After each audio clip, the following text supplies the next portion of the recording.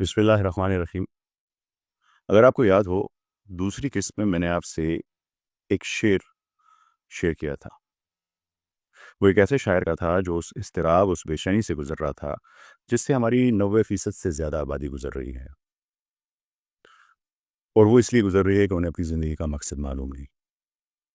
پر کچھ لوگوں کے پاس اس کا شعور ہوتا ہے اور وہ اس کو محسوس کرتے ہیں، اور کچھ لوگوں کو اس بے چینی کا احساس بھی نہیں ہوتا۔ جو شخص اس سے گزرتا ہے تو اس کے لیے میں نے یہ شعر آپ سے شیئر کیا تھا کہ جہاں میں اضطراب ہے، نہیں نہیں، جہاں ہی اضطراب ہے، ہزار ہا کواکب و نجوم ہائے کہکشاں سے ایٹموں کی کوک تک، مدار در مدار ہر وجود بے قرار ہے۔ پر ایسے شخص کو جب کائنات کے رازوں کا پتہ چلتا ہے، جب اسے زندگی کا مقصد معلوم ہوتا ہے، تو پھر کہتا ہے یہ محرومہ مشتری سے ہر الیکٹران تک، یہ جھوم جھوم گھومنے میں جس طرح کا رقص ہے، مجھے سمجھ میں آ گیا جہاں تیرا ہی عکس ہے، وہ عکس جو جگہ جگہ قدم قدم ردم پہ ہے۔ تو اس گول گول گھومنے میں جو رقص ہے، اس میں کس کا عکس ہے، اور شاعر کو کیا سمجھ آیا، اسے کائنات کے کن رازوں کا پتہ چلا اس جھوم جھوم گھومنے سے۔ اس کو سمجھتے ہیں، پر اس کو سمجھنے سے پہلے آپ کو کچھ چیزوں کو سمجھنا ہوگا۔ کیا آپ جانتے ہیں پیلنڈرم کیا ہے؟ پیلنڈرم ایک انگریزی کی اصطلاح ہے جو 1609 میں ایجاد ہوئی۔ یہ ایک ایسا لفظ ہوتا ہے جسے اگر آپ شروع سے پڑھیں یا آخر سے پڑھیں، وہ ایک ہی رہتا ہے۔ جیسے موم انگلش کا ورڈ ہے MOM، اسے آپ سٹارٹ سے پڑھیں یا اسے آخر سے پڑھیں، یہ سیم ہی رہے گا۔ یا ایک اور ورڈ لے لیں، میڈم، میڈم ورڈ MADAM، آپ اسے سٹارٹ سے پڑھیں یا آخر سے پڑھیں، ڈی ہمیشہ درمیان میں رہے گا اور اس کے ارد گرد اے اور ایم رہیں گے، اور وہ ہمیشہ ہی میڈم ورڈز ساؤنڈ کرے گا۔ اسے کہتے ہیں پیلنڈرم۔ پیلنڈرم کو اگر آپ ویژول شیپ میں دیکھیں تو یہ بالکل وہی شیپ بناتا ہے جس کو کیپلر آربیٹل موشن یا کیپلر آربیٹل لا کے کہتا ہے کہ ہمارا سولر سسٹم جیسے دکھتا ہے، کہ درمیان میں سورج ہے اور اس کے ارد گرد یہ تمام ہمارے سیارے گھوم رہے ہیں، جس میں ہماری زمین بھی شامل ہے۔ اسی طرح میڈم کو دیکھ لیں، درمیان میں ڈی ہے اور اے اور ایم اس کے ارد گرد گھوم رہے ہیں۔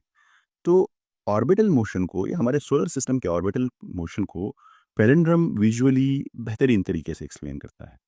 یہ کیوں ضروری ہے آپ کو تھوڑی دیر میں سمجھ آ جائے گا۔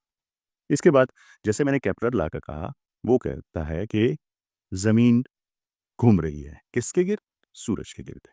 چاند گھوم رہا ہے کس کے گرد؟ زمین کے گرد۔ چاند زمین کے گرد گھومنے میں 27.2 دن کا ٹائم لگاتا ہے۔ زمین سورج کے گرد گھومنے میں ایک چکر مکمل کرنے میں 365.25 دن کا ٹائم لگاتا ہے۔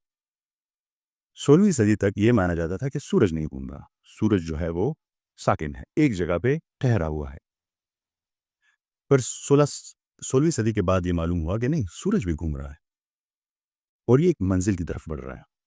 پھر یہ 2008 میں پتا چلا کہ جو ہماری کہکشاں ہے ملکی وے گلیکسی، اس کے درمیان میں ایک بہت بڑا بلیک ہول ہے۔ اس بلیک ہول کو سیگیٹیریس اے کہتے ہیں۔ سورج اس بڑے بلیک ہول سیگیٹیریس اے کے گرد گھوم رہا ہے جیسے ہماری زمین سورج کے گرد گھوم رہی ہے۔ پر فرق یہ ہے کہ ہماری زمین 365 دن میں ایک چکر مکمل کرتی ہے، اور سورج سیگیٹیریس اے کے گرد 230 ملین سالوں میں اپنا ایک چکر کمپلیٹ کر پائے۔ تو یعنی چاند گھوم رہا ہے، سورج گھوم رہا ہے، زمین گھوم رہی ہے اپنے مدار میں، جسے آربیٹل موشن کہتے ہیں۔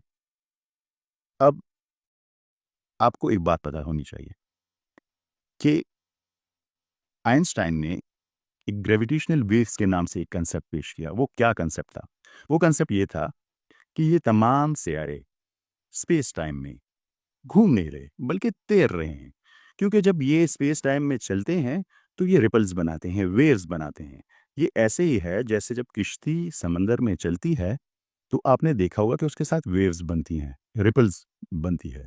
اسی طرح آئنسٹائن نے پلانٹس کے موشن کو اسپیس ٹائم میں ایکسپلین کیا، اور اسے نام دیا گریویٹیشنل ویوز کا. اور یہی وجہ ہے کہ دنیا کا سب سے بڑا سوئمنگ پول ناسا میں ہے. وہ کیوں کہ ایسٹروناٹ جب بھی خلا میں جاتے ہیں تو وہ اس سوئمنگ پول میں ٹریننگ کرتے ہیں, کیونکہ خلا میں تیرنا بالکل سوئمنگ پول یعنی پانی میں تیرنے کے مقابل ہے, بالکل ویسے ہی لگتا ہے, متبادل ہے.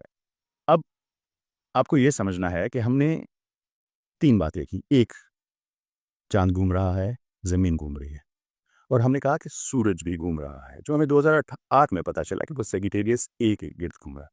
دوسرا ہم نے کہا کہ یہ گھوم نہیں رہے ہیں, یہ تیر رہے ہیں آئنسٹائن کی گریویٹیشنل ویوز کی تھیوری کے مطابق اور ناسا کے ایکسپیریمنٹس کے مطابق, کہ یہ ایسے ہے جیسے سمندر میں تیرنا ہوتا ہے, یہ اسپیس ٹائم میں ایسے چل رہے ہیں. اب ذرا سنیے گا کہ قرآن شریف سورہ انبیاء کی آیت نمبر 33 میں کیا فرماتا ہے. بسم اللہ الرحمن الرحیم.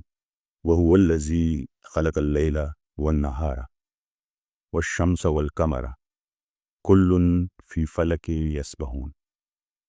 اور وہی ہے جس نے پیدا کیا رات کو اور دن کو اور چاند کو اور سورج کو, اور یہ تمام اپنے اپنے مدار میں تیر رہے ہیں. تو پہلی بات 6 صدی میں کہا کہ چاند گھوم رہا, زمین اپنے مدار میں گھوم رہی ہے, اور یہ بھی کہا کہ سورج بھی گھوم رہا ہے, جو 16ویں صدی تک سائنس کہتی تھی کہ وہ تو ساکن ہے, گھوم ہی نہیں رہا. 6 صدی میں کہہ رہے ہیں کہ نہیں, سورج بھی گھوم رہا. اور پھر کہا کلن فی فلک یسبحون, یہ سب اپنے اپنے مدار میں گھوم نہیں رہی, تیر رہے ہیں, جو آئنسٹائن کہتا ہے گریویٹیشنل ویوز کی صورت میں, جو ناسا کہتا ہے اپنے ایسٹروناٹس کو ٹرین کرنے میں. اور پھر اس کو بیان کرنے کے لیے جو الفاظ استعمال کیے وہ ہے کلن فی فلک, کاف لام فے, پھر یہ پھر فے لام کاف, یعنی کلن فی فلک کو اگر آپ سٹارٹ سے پڑھیں یا آخر سے پڑھیں وہ ہمیشہ آئے گا کلن فی فلک.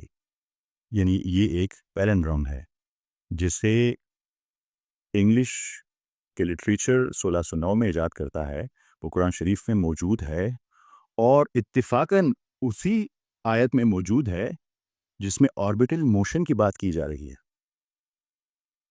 اور جب آپ کلو فی فلک کو ویژول فارم میں پیش کریں گے تو وہ ایگزیکٹلی آربیٹل موشن یا ہمارے سولر سسٹم کے آربیٹل موشن کو ریپرزینٹ کرے گا, بالکل ویسے ہی نظر آئے گا. تو ایک ہی آیت نے پیلنڈرم شو کیا اسی آیت میں جس میں اس نے ذکر کیا کہ چاند گھوم رہا ہے, زمین گھوم رہی ہے, سورج گھوم رہا ہے, بلکہ صرف گھوم نہیں رہے. قرآن شریف نے ایگزیکٹ ورڈ یوز کیا یسبحون, تیر رہے ہیں جیسے سمندر میں تیرا جاتا ہے, جو آئنسٹائن گریویٹیشنل ویوز کی صورت میں بیان کرتا ہے, جو ناسا اپنے ایسٹروناٹ کو ٹرین کرنے کی صورت میں بیان کرتے ہیں. اتنی خوبصورت ایکسپلینیشن, اور اسے پھر بیان کیا سورہ انبیاء میں جہاں پہ لوگ معجزہ مانگ رہے ہیں, تو اللہ تعالیٰ نے آیت نمبر 30 میں بیان کیا کہ آسمان اور زمین ایک تھے, جسے سائنس بگ بینگ تھیوری کے نام سے جانتی ہے. آیت نمبر 31 میں بیان کیا گریوٹی کو, سولر گریوٹی اور ارتھ کی گریوٹی کو. آیت نمبر 32 میں بیان کیا ہیلیوسفیئر کو, ایٹموسفیئر کو, میگنیٹوسفیئر کو, جو ہمارے زمین کے اوپر ایک نہ نظر آنے والی چھتیں ہیں. اور آیت نمبر 33 میں آربیٹل موشن کو بیان کیا. صرف بیان نہیں کیا بلکہ وہ باتیں بتائیں جو سائنس کو بھی 2008 میں پتہ چلی. یہ کیسے ممکن ہے کہ ایک کتاب کے پاس وہ تمام راز ہوں جنہیں ہمیں ڈھونڈنے میں 1400-1500 سال لگ جائیں. یہ ہماری سیریز غور و فکر کی 12ویں قسط تھی. اگلی قسط میں جب ہم ملیں گے تو کائنات کے اور رازوں سے پردہ اٹھائیں گے. پر آپ سے ایک گزارش ہے, آپ سے گزارش یہ ہے کہ یہ پیغام آپ کی ذمہ داری ہے کہ اوروں تک پہنچائیں. میں اپنی کسی بھی ویڈیو پر کوئی بھی کاپی رائٹ کلیم نہیں کرتا. آپ میری ویڈیو ڈاؤن لوڈ کر کے اپنے یوٹیوب چینل سے شیئر کر سکتے ہیں, اپنے فیس بک پیجز سے شیئر کر سکتے ہیں, اسی پیغام کو لوگوں کے ساتھ ڈسکس کر سکتے ہیں. اور یاد رکھیے گا یہ آپ کی ذمہ داری ہے. آپ سب کی سماعتوں کا بہت بہت شکریہ. ملتے ہیں اگلی قسط میں. اللہ حافظ.